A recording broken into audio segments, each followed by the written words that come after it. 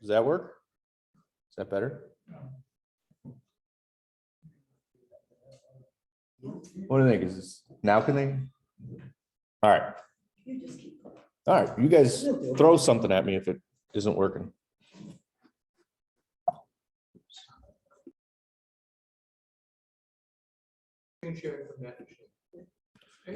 All right. Here we are. If you don't know Exact Sciences, you might know this guy. We call him Little CG. He's the animated box that you see on your television that talks to you about the importance of colorectal cancer screening. Really what made Exact Sciences what it is Cologard.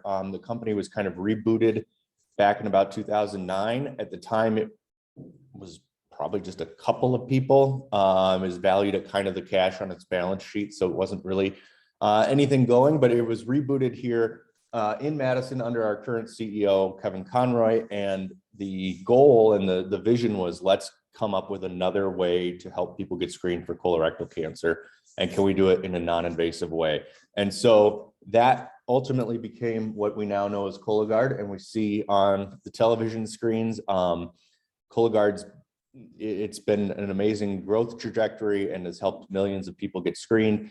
And really what we'll talk about today is kind of how this growth and what started with colorectal cancer is giving us the chance to really look at cancer as a whole before, during, and after a diagnosis. So we'll try to shed a little bit of light on that in terms of where the company's heading directionally, because I heard from a couple of you that was kind of what folks wanted to hear. All right. So again, Cologard, non-invasive test. Right now, all the Cologard tests in the world get processed here in Madison. It's your doctor writes you a prescription, you provide a stool sample, it gets shipped to Madison. We analyze it for signs associated with cancer and precancer in terms of colon cancer. And then your doctor gets the result right back in a quick amount of time. So it's a way that we can help get more people screened, and has been accepted by a number of folks. And really it's become, I think it's extra useful during kind of the pandemic that we've been living through, where maybe getting a doctor's appointment or getting into things could be difficult. So we've been very fortunate to have people use Cologard and to keep kind of growing that Cologard name.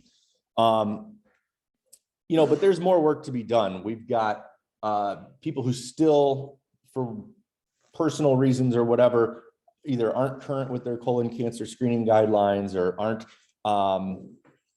keeping up with things. So what you'll see is we've engaged in a number of different education campaigns to try to teach people and help people understand the importance of colorectal cancer screening.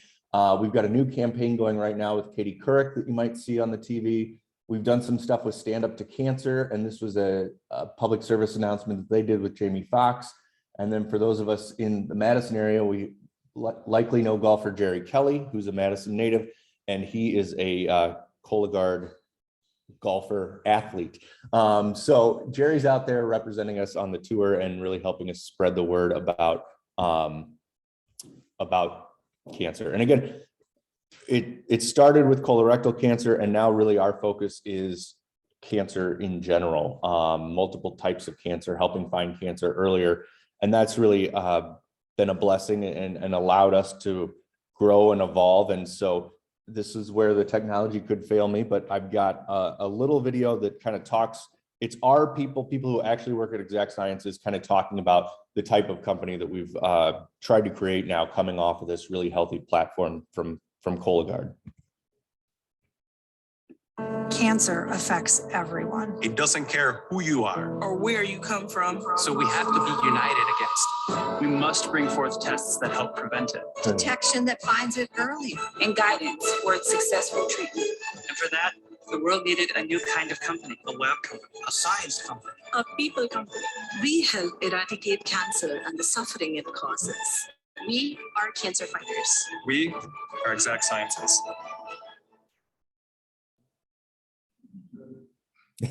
So too late. Close enough. We'll try again later. So this is what motivates us. Cancer remains the #1 cause of death for people under the age of 80. we all know or have been impacted by cancer in one way, shape, or form.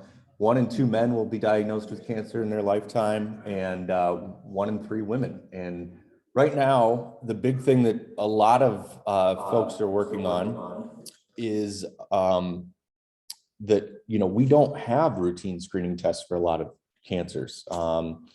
What's your ovarian cancer screening test? There isn't one. So we end up finding too many cancers too late. We find them after people get sick or when they have signs and symptoms. And that's what we're hoping to do, to change that to where we can start to screen and detect more cancers earlier. And then once people find out they do have a cancer, we'll get into this, but we have tests that can help them decide what treatment might be best for them. And so that's where we're headed. These numbers are dramatic, but really what it comes down to is the personal questions associated with cancer. And that's what we're really digging into, is how can we help people answer these critical questions? Am I at risk for cancer? Do I have cancer? What's the best treatment for me? Did we get all the cancer? If we went in there and we had surgery, did we get it all? And then, of course, has my cancer returned? This is we call it a continuum. I don't think that makes sense to most people, but it's, before, during, and after a cancer diagnosis, how can we answer and help get to all of these questions? And we know that the earlier you find cancer, the more our healthcare system can do, right? We have amazing hospitals, we have amazing doctors, surgeons, facilities. But if you don't find that cancer until it's really far advanced, it's really hard to change outcomes. And so that's, when you look at what we're trying to do, it's to try to help set up that dynamic where we can find and detect things earlier and help guide treatment decisions at the point where it can make a difference in somebody's outcome. So again, we talked about this.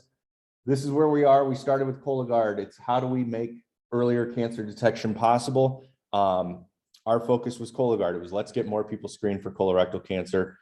Now we're talking about how do we help at every step along the way. And the field of things that we're working on and what we're trying to do has grown and changed. And through both growth and acquisition, we've added additional products and are looking at everything from pre-diagnosis to post-diagnosis.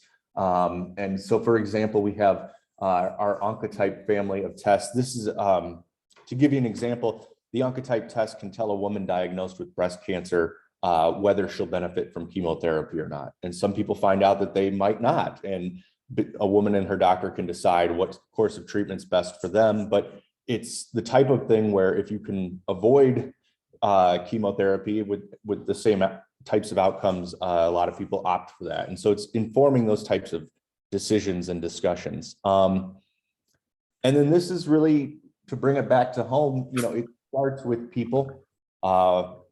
Again, you go back to 2009, it's a couple people working in University Research Park. Today, it's 7,000 people worldwide. About half of them are in Wisconsin. So we're still very much a Wisconsin headquartered company. Very happy to be here, very excited to be here. But you see, we've got 1,000 engineers, 500 scientists. The other thing that not everyone realizes is as you grow, you need one more warehouse person, you need another accountant, you need another marketing person. I am not a scientist. Please hold all scientific questions. But you can see how the growth of this really becomes a job ecosystem for a state. And so we like to say you don't have to be a scientist to work at Exact Sciences. And so we have at any given time hundreds of open jobs for people of all backgrounds and ability levels. And we do a lot of work with the Urban League, and we can help train people for entry-level jobs in our labs. And like I said, we have traditional, administrative assistants, food service, you name it. We've probably got somebody doing some component of that. So that's what's neat about kind of having the opportunity to see the company grow and scale, is that it always had opportunities for everyone, but now especially, we're at a different size scale and hopefully, can attract people who want to come and make a difference in the fight against cancer.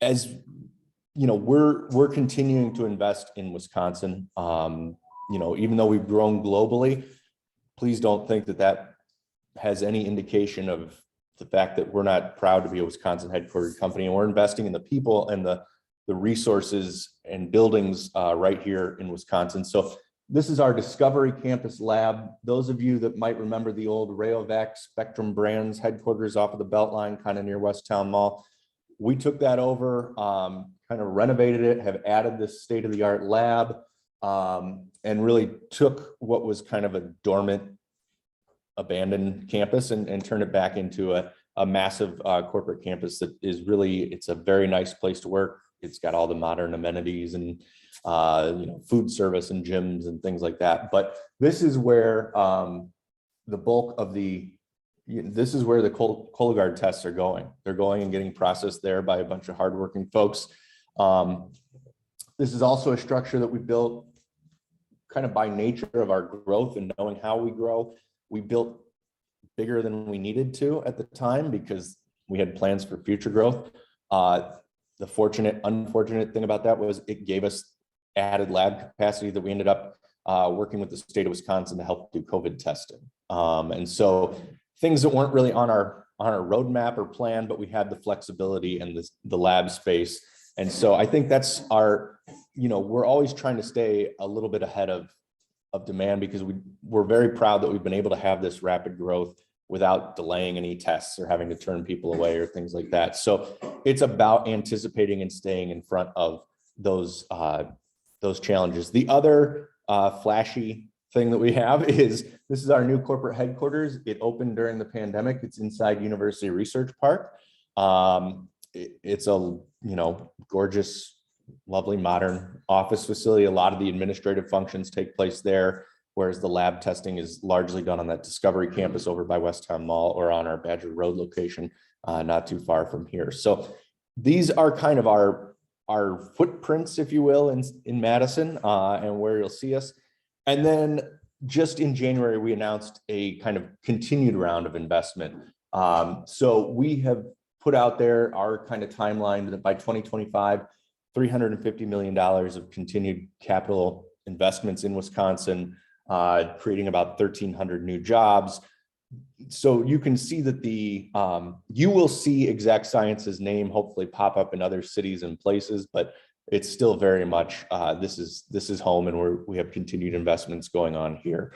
So we have office locations now in Phoenix and Redwood City, California, and Boston and Baltimore, but rest assured the investments in Wisconsin continue at the same time that those other investments go on. This gets to where we're at today. This is a very busy slide, but if you look down the left-hand side, these are kind of all the technologies and tactics you need to go after finding cancer earlier, DNA sequencing and things like that. These are the companies on the right that we've acquired recently. I will draw your attention to the one at the top. That's Prevention Genetics, and it was in Marshfield, Wisconsin, and we just acquired them at the beginning of this year. The idea being they already do a lot of early hereditary testing for folks, but we're going to be, kind of using their technologies and people and talents to help develop a hereditary cancer test. So again, when we talk about, am I at risk for cancer? Do I have cancer? Filling in those types of gaps in people's knowledge is something we hope to be able to do. And so this is our footprint. This is where we've kind of landed on, and our goal is really to change how we think about and detect cancer. I think for a lot of us, be it our generation or our parents' generation or grandparents' generation, at one point in time, cancer was thought of very much as like a death sentence, that you get cancer, you're going to die, everybody's going to get the same treatment. You hope it works, you don't know. Cancer care is now getting much more into the personalized medicine type of space and realm where, the long-term hope is to not just know, did we get your cancer out, but then we can monitor for your particular cancer inside you. Did it come back or not? And that's a very different type of test than just hoping you see something in a scan or an imaging sequence. And so that's really the future of cancer care, we think, is it gets into really your blood is really where a lot of exciting things in cancer are going on. And so we're one of several companies working on what's called a multi-cancer early detection test. So this would be, you'd go to your doctor, you'd get a blood draw. They might be able to, through that blood draw, screen for 5, 10, 15 different cancers. Much different place than waiting until you feel sick and you come in. That's the future, a big piece of the future that we're looking at. And then there's other things like we talked about, the hereditary testing that you can do in advance, or things to monitor within the body if cancers have returned. But we acquired a company called Thrive, which is out of Boston, and they're now fully a part of Exact Sciences. And they have done some really interesting real world work on early cancer detection. And if this video plays, it will hopefully tell you a little bit about kind of what we see as the future in terms of especially that multi-cancer screening, where you could hopefully get some information ahead of time. Using the Thrive blood test, Detect-A was the first ever real-world study to demonstrate that we can significantly close the screening gap and find more cancers earlier. In collaboration with Johns Hopkins University, the Geisinger Health System enrolled 10,000 women with no prior history of cancer. These women took our blood test and continued to do other routine screenings, including mammograms, colonoscopies, and lung scans for heavy smokers. Over a 12-month period, 96, or about 1% of these women, were diagnosed with cancer. As one would expect, 25% of cancers were first detected by one of these routine standard of care screenings. By adding our blood test, we doubled the number of cancers caught by screening. Importantly, 2/3 of the women with cancer detected by our blood test were first caught at earlier stages, enabling more effective treatment with a higher likelihood of curing the disease. Our blood test not only detected some cancers that were not picked up by standard screening tests, but also detected cancers in 7 organs that today do not have screening options, such as ovarian, kidney, appendix, and uterine cancers. This is groundbreaking. We have demonstrated it is possible to detect more cancers earlier with a simple blood draw, a critical step in making blood-based multi-cancer screening a reality, and progress toward eradicating cancer and the suffering it causes.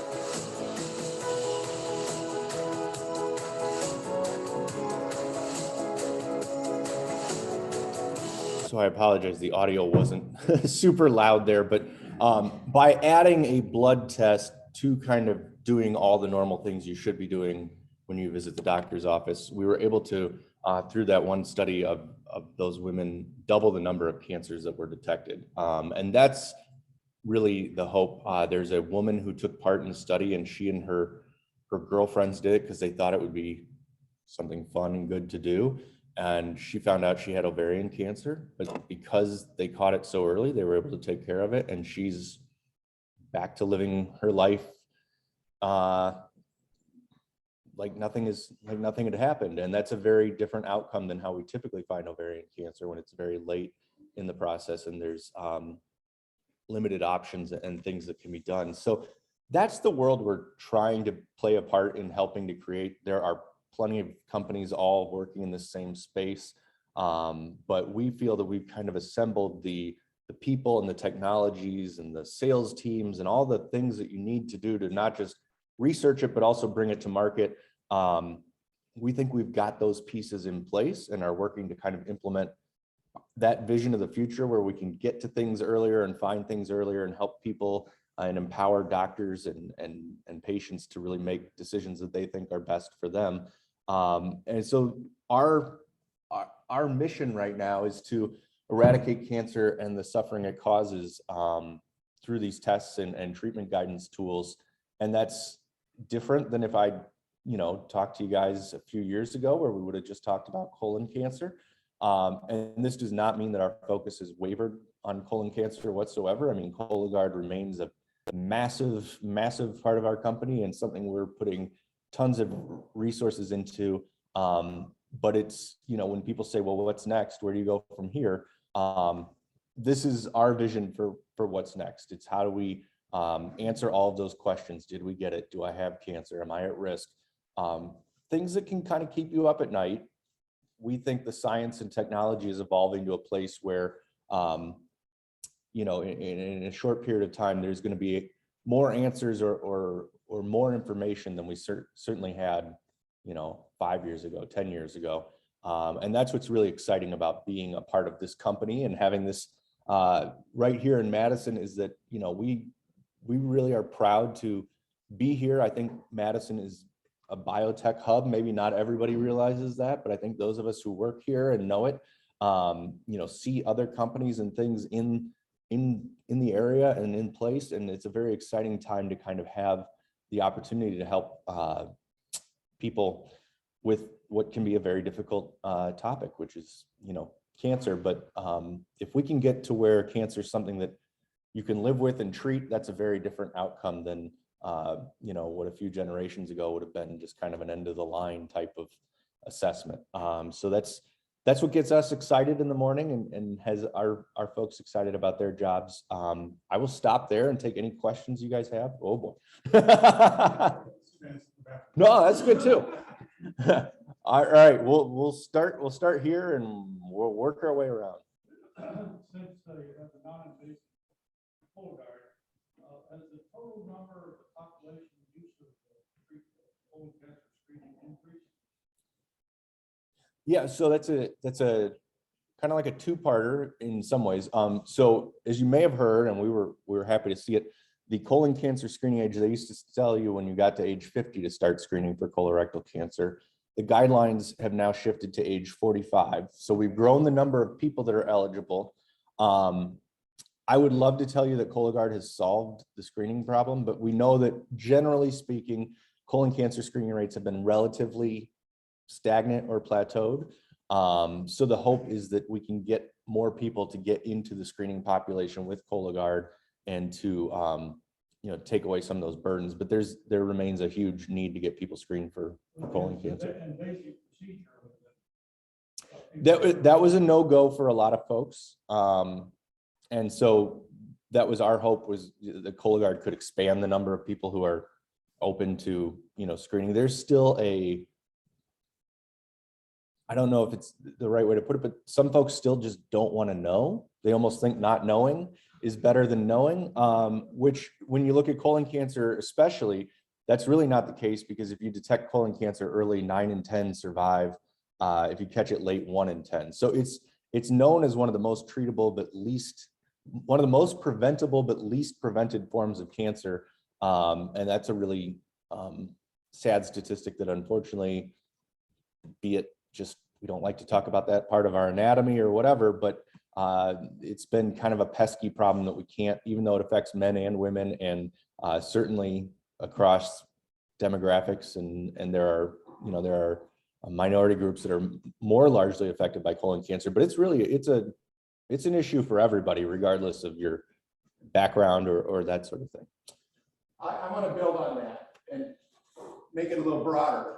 Please. Access to the healthcare system has incredible inequities in it, from population groups, accessing tests like Cologard.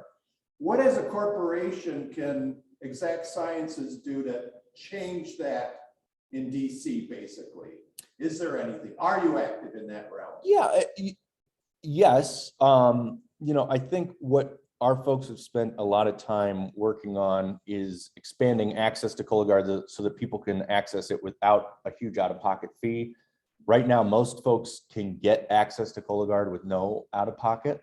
It's getting it, you know, it's getting the states to adopt it into their Medicaid policies and things like that. But if you look at commercial health insurance, Cologard has very strong coverage, and the great majority of folks don't end up paying out of pocket for it, which has been a big emphasis of our team over the last. Affordable Care Act also The Affordable Care Act covers it, yep. And then there's work going on to kind of clarify that if you do get a positive Cologard, you're asked to go in for a colonoscopy to actually have things removed. And there's some work being done around clarifying the legislation around the fact that the follow-up colonoscopy shouldn't have any cost either, because it's, you know, a Burdensome if Right. you're on a poverty level. exactly. Yeah, and then some of that is why you see, you know, some of the work that we do with Stand Up to Cancer and things are working to try to bring resources to communities or groups that have been maybe not fully brought into screening, either be it through awareness or insurance coverage issues or that sort of thing. So it's you know, I've worked in and around healthcare long enough without being a doctor, but I worked at Blue Cross and Blue Shield before I was with Exact Sciences. And I've come to really appreciate, you know, there's a reason nothing changes in healthcare, and it's because it's all very, very complicated and overlapping. I mean, there are some great, we definitely need better solutions and outcomes, but yeah, it is one of those things where you try to solve for one thing over here and maybe it does something else over there. And so it's a complicated space. It doesn't mean that we shouldn't do better though. Yeah, we could do a lot better. No. With your very substantial growth, you have created substantial debt. What are you doing to reduce your debt? Guess what he did before? Well, I would encourage you to to watch.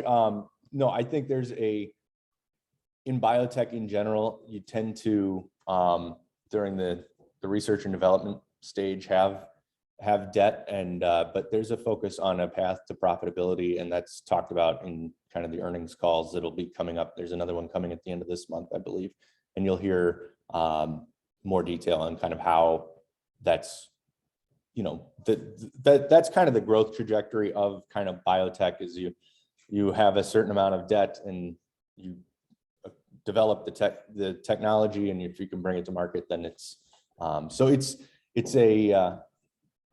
I can't give out financial advice, but I would say we're not unique in that respect, but we're also you know, working on it. And you'll hear, if you follow the financial analysts, there's a lot of talk around that and a path to profitability type of thing.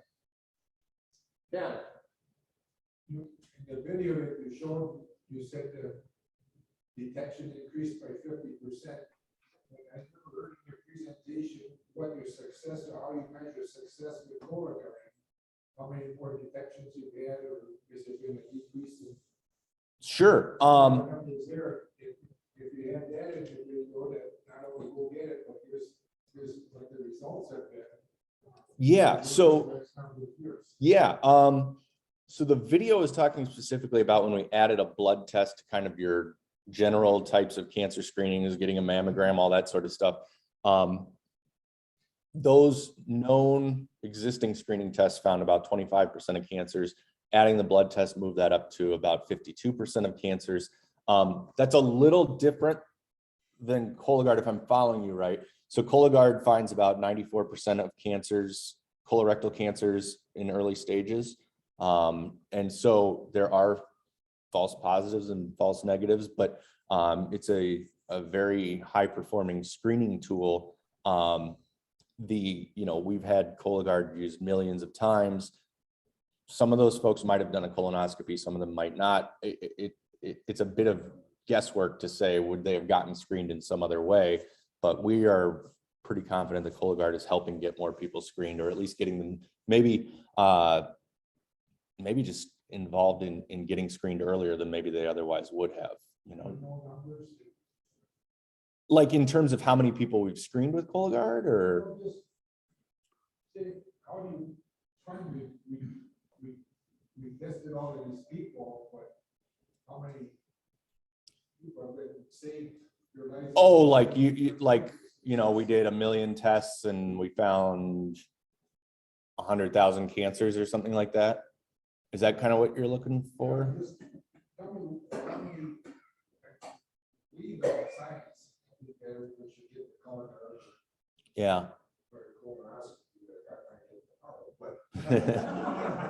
So, what's the success? I mean, Yeah, so I think what Ken's asking is, your video indicated that 25% 25% of the cancers were caught in video, but more were caught earlier with the blood analysis techniques. How many more colorectal cancers are caught, and how many are caught earlier? I think that. Yeah, and I'm not trying to squirm out of it. It's difficult to know though, because we'd need to know when would they have gone and gotten a colonoscopy or something like that. The numbers that we have on Cologard come from a 10,000 patient study that was published in the New England Journal of Medicine. And those folks in that study got a colonoscopy and did a Cologard. And that's how you get kind of what proportion of folks Cologard identifies. So I struggle if it's a matter of like, it's tough to say Susie Smith wouldn't have gotten screened until she felt ill, and by then it might have been stage 4, but because she did Cologard, it was, you know, she found a precancerous lesion and they were able to take care of it. We just don't have that type of like strictly real world data on that, and that we wouldn't know if somebody chooses to get screened with Cologard. I can't tell you what would have happened if they'd waited 20 years to get a colonoscopy. Does that make sense? I think the real measure of success is if the non-invasive test stimulates a higher proportion of the population to actually test when they're recommended. Absolutely, that's the goal of Cologard. And then, you know, there have been some studies done that when people find out that Cologard found indications associated with cancer, they are much more likely to go and get that follow-up colonoscopy than they are just to kind of hope for the best. And that to us is a win. You know, we say we want people to get screened no matter what their screening method of choice. Some folks just aren't recommended to have Cologard. If you have Crohn's disease, they don't recommend that you use Cologard. We really don't care if it ends up not being Cologard, because we know that the pie is big enough and the problem's big enough that we all kind of need to pull in the same direction and just kind of raise general awareness of colorectal cancer screening. Yeah. So maybe a kind of a two-part question. It sounds to me like Exact Sciences' primary mission is detection. Mm-hmm. And now you're trying to expand beyond Cologard's detection to other detections.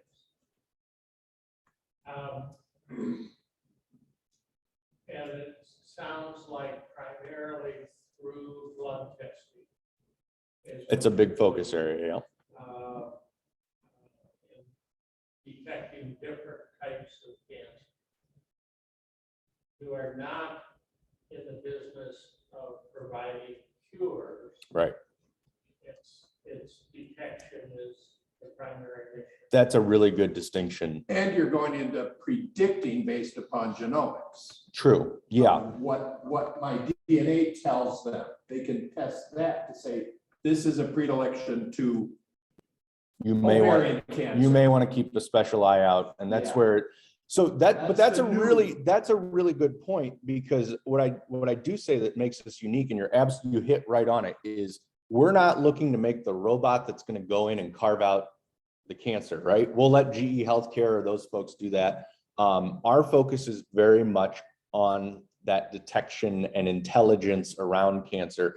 That makes us a little different, but again, we're not looking to replace the hospitals. We're not looking to replace you and your doctor talking about what you think might be best, but how can we add information and intelligence to the system?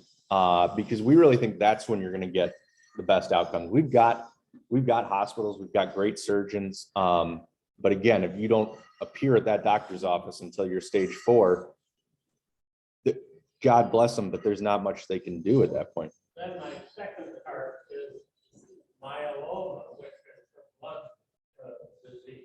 Is that part of this next step that you're working on?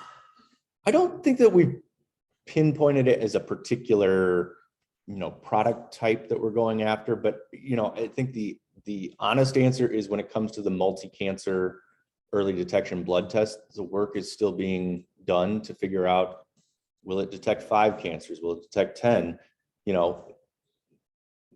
So what that test is capable of doing is still being kind of scoped out in the lab, and it's something that is in the research phases now, but I can't tell you it's going to be cervical cancer, prostate cancer, colon cancer, and 3 others, because we just haven't scoped it to that point yet. I mean, the holy grail would be if there's some marker in the blood that is indicative of multiple cancers.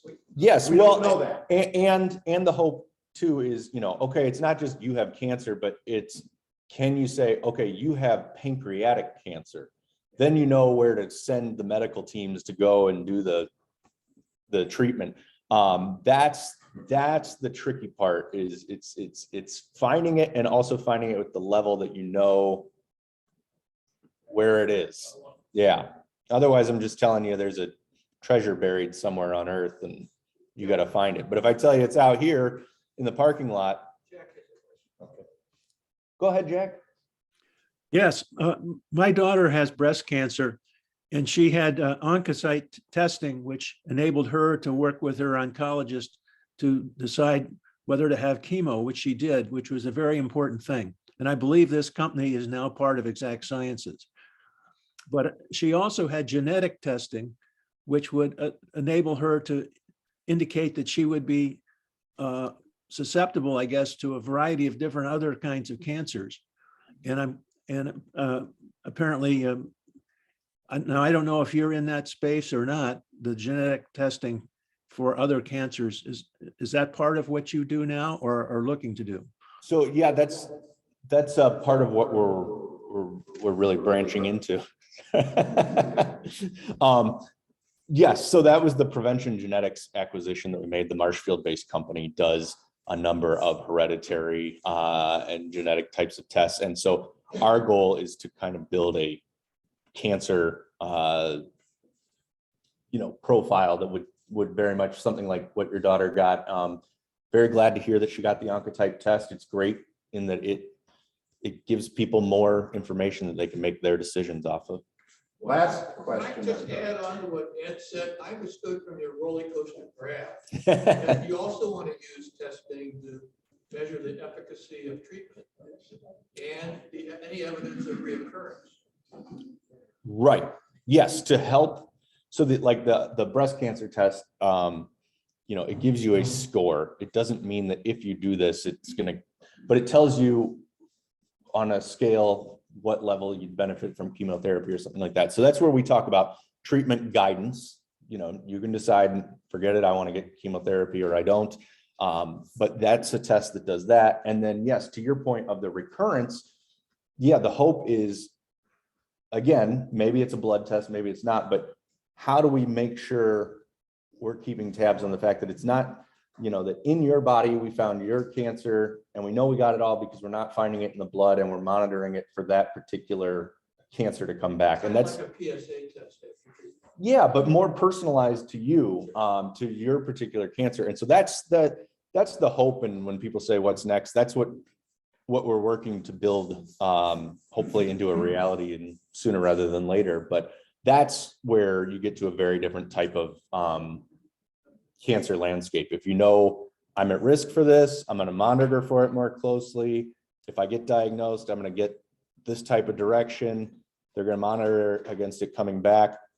It's a very different cancer landscape than, in the past, where it was a lot of folks not presenting until something was wrong. And so hopefully it becomes the type of thing where it's something you can manage and work with and stay ahead of, because we think if you can stay ahead of cancer, outcomes are different, and what our healthcare system can do is different. I'm going to have to call it there. Thank you, Scott. I think we probably could anticipate maybe in 18 months inviting you back as we see the progress, because it really is happening very rapidly. Well, thank you guys for having me back, and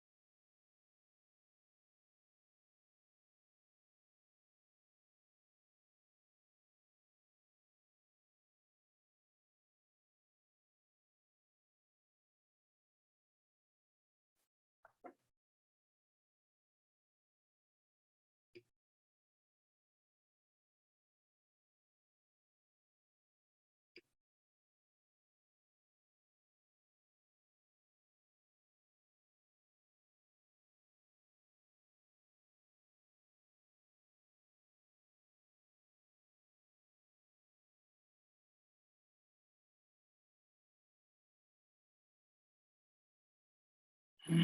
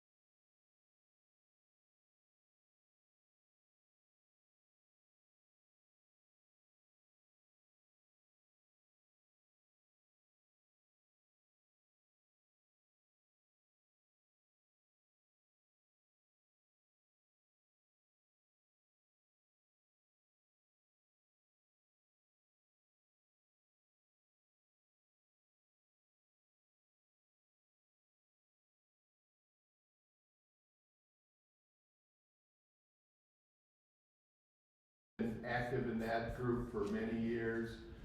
She is running for a position that she explains in the email. So it's basically she's asking us for a donation from the club to support her fundraising for blood cancer, basically. So really related to Exact Sciences. And we'll talk about that at the board, and if it's of interest, we'll bring it back to the club. And the third thing we're going to talk about is, I already forgot. Nominations committee. That's the big one. So I'm going to be asking a few individuals who are not in an elected position or on the board to help with identifying 2 board members, one of which we already have identified in Leonard wanting to, or being willing to run again for the board, as well as a new board member and president-elect. So I have some names, and we're going to talk about that at the board meeting. So everybody's free to stay for that. Eileen, do you want to introduce your motion that was passed by the board at last month's meeting? And it will be, this is the first reading of it. You can talk about it amongst yourselves or think about it, but we'll have further discussion in weeks to follow. Per the club's documents, if the board has a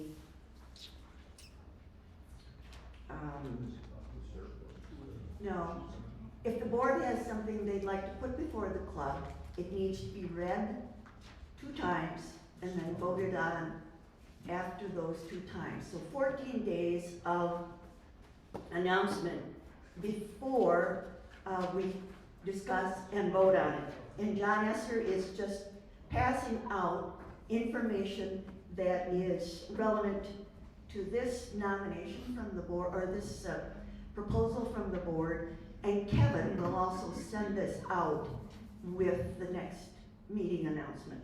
And it was in your monthly email, or bi-monthly email. Well, the details were. Yeah. But anyway, at the last board meeting, the board unanimously voted to direct the Downtown Madison Kiwanis Foundation Board, with the approval of the club membership, that contribution is to be made to the Madison Reading Project for $40,000 during the club's 2021-2022 fiscal year, no later than July 30th of 2022, and that this funding originates solely from unrestricted funds managed by the Downtown Madison Kiwanis Foundation Board to fund the items listed in the Madison Reading Project proposal, which is what you have before you and will be sent to you.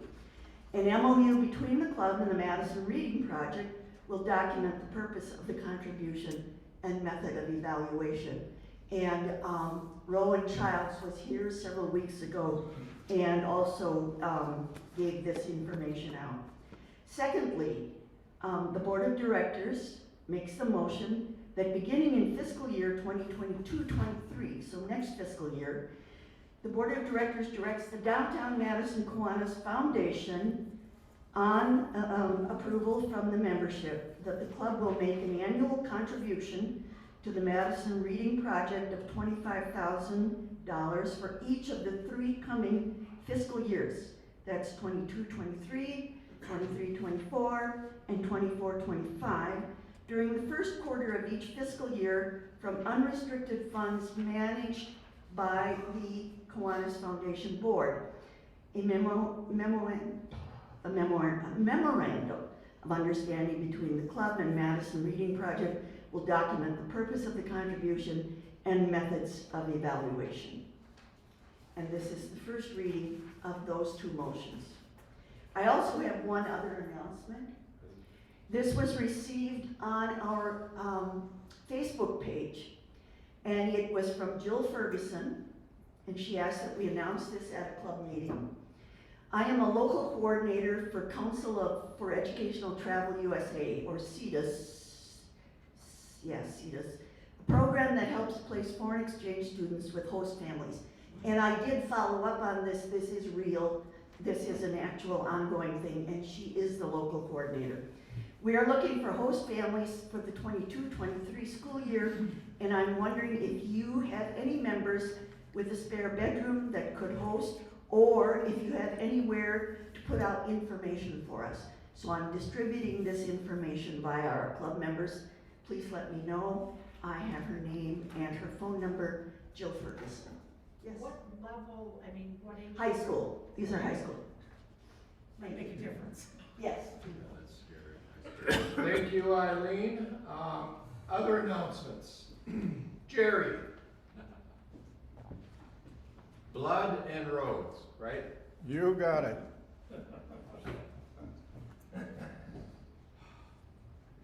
As of last Friday, I only had 1 volunteer for both of those events. I sent out an email, and as of this morning, we have 1 position remaining open for the blood drive. That's on the 2nd shift, and that drive is on May 3rd. That position is donor assist canteen. The other event is the highway cleanup, which is on the 30th, which is about a week and a half from now.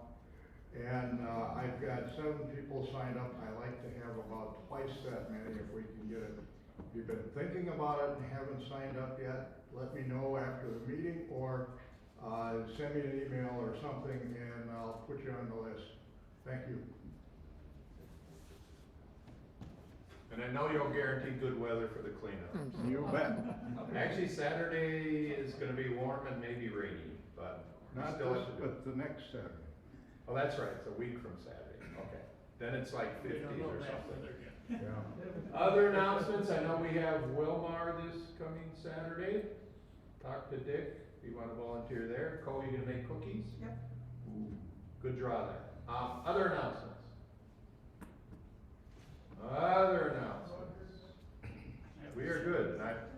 Bill have anything to say? Bill, anything with volunteering? We've got the May 7th, right, May 7th? But this Sunday at Oakstone Oh, volleyball.